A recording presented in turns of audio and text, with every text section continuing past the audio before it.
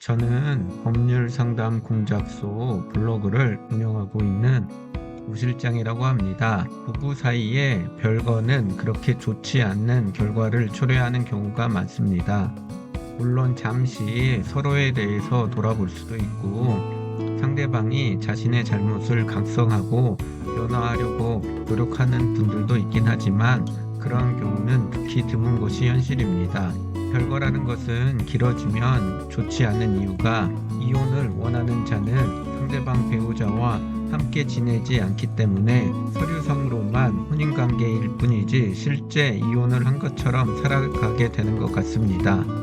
그러다 보니 다시 집으로 돌아오기가 힘들고 상대방 또한 처음에는 회복을 위해서 노력을 하지만 상대방 배우자가 돌아오지 않다 보면 그런 상황을 방치하고 살아가게 되는 것 같습니다.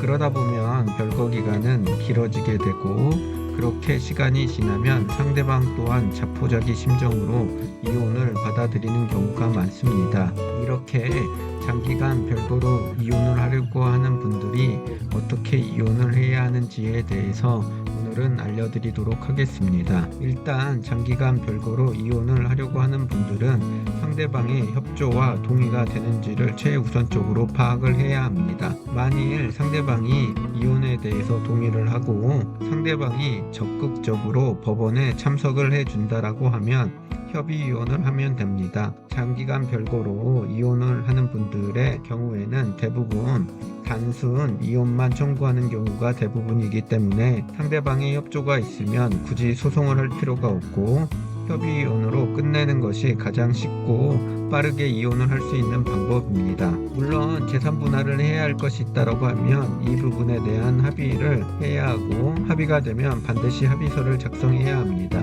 만일 재산 분할에 대한 합의가 되지 않으면 그런 경우는 이혼 소송을 해야 합니다. 그런데 만일 상대방과 연락이 되지 않거나 또는 상대방의 적극적인 협조가 안 되는 상황이라고 하면 이 경우는 협의이혼을 할 수가 없고 반드시 이혼 소송을 해야 합니다. 협의이혼은 양 당사자가 모두 총 2번 법원에 참석을 해야 하는데 그게 안 되는 상황이기 때문에 이혼 소송을 할 수밖에 없습니다. 하지만 너무 걱정할 필요가 없는 것이 상대방이 이혼을 원하지 않는다라고 대응하지 않는 이상 이혼 소송을 하더라도 어렵지 않게 이혼 소송이 진행이 됩니다. 보통 장기간 별거로 이혼을 하게 되면 상대방이 동의를 하거나 또는 무대응으로 일관하는 경우가 많기 때문에 화해공고 결정으로 재판도 하지 않고 종결이 되거나 또는 재판이 열리더라도 한 번의 재판으로 끝나는 경우가 대부분입니다. 그러하기 때문에 소요되는 기간은 화해공고 결정으로 종결이 되는 경우에는 최소 2, 3개월 정도가 소요되고 재판을 진행하더라도 최소 4, 5개월 이상이면 끝나는 경우가 대부분입니다. 즉 시간이 걸릴 뿐이지 이혼이 되는 것은 어렵지 않습니다.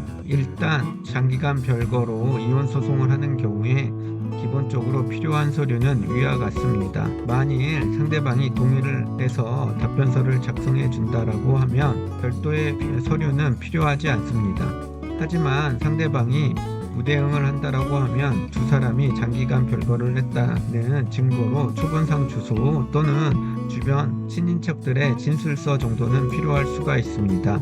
그리고 설령 장기간 별거를 한 상대방이 이혼에 대해서 반대를 하더라도 본인에게 외도와 같은 유책 사유가 없다라고 하면 대부분 이혼 판결이 나올 가능성은 높습니다. 그러하기 때문에 일단 상대방과 연락과 협조가 되는지를 우선적으로 확인한 후 협의이혼을 할 것인지 아니면 이혼 소송을 할 것인지를 결정하고 본인에 맞는 절차로 진행하게 된다라고 하면 이혼은 어렵지 않게 될 수 있다는 점 꼭 참고하시길 바랍니다. 오늘은 장기간 별거로 인해서 이혼하는 방법에 대해서 알려드렸습니다. 보다 자세한 것은 법률상담 공작소 블로그를 확인하시거나 저에게 연락을 주시면 보다 더 자세하게 상담해 드리도록 하겠습니다. 오늘도 저희 영상 시청해 주셔서 고맙습니다.